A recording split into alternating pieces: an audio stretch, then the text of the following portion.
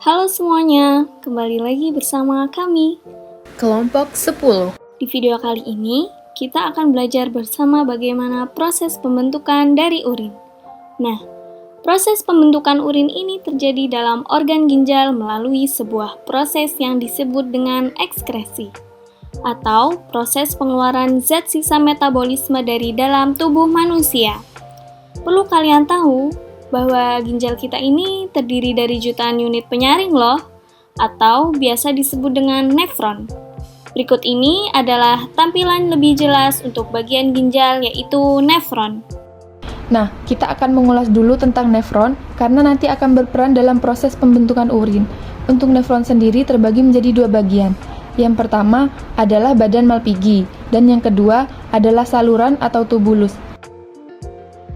Badan Malpighi ini terdiri dua bagian juga, yaitu glomerulus dan kapsula Bowman. Oke, sekarang kita akan masuk ke inti pembahasan kita, yaitu bagaimana proses pembentukan urin.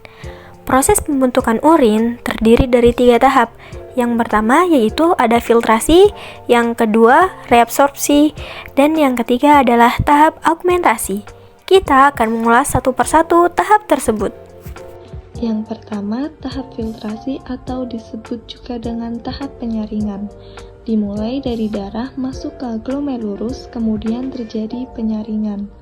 Hasilnya berupa zat-zat seperti urobilin, urea, glukosa, air, asam amino, dan beberapa ion seperti natrium, kalium, kalsium, dan klor. Semua ini disebut sebagai urin primer dan akan masuk ke tubulus proksimal.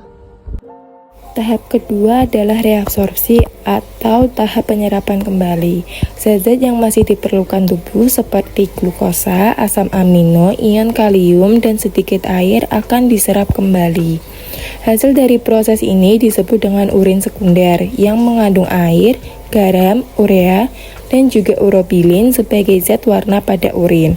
Urin sekunder ini lalu akan disalurkan menuju tubulus distal. Di tubulus distal, terjadi tahap augmentasi atau pengeluaran zat yang tidak diperlukan ke dalam urin sekunder. Di sini, air, ion natrium, klor, dan urea masih bisa diserap kembali, sedangkan sisanya akan dikeluarkan sebagai urin sesungguhnya. Urin ini akan dialirkan dari ginjal menuju kantung kemih melalui saluran ureter. Di kantung kemih, urin disimpan sementara sampai penuh.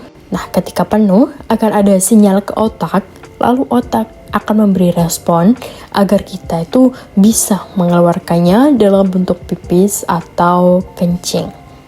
Nah, mungkin itu saja gambaran dari proses pembentukan urin. Semoga video ini bermanfaat. Sampai bertemu di video selanjutnya.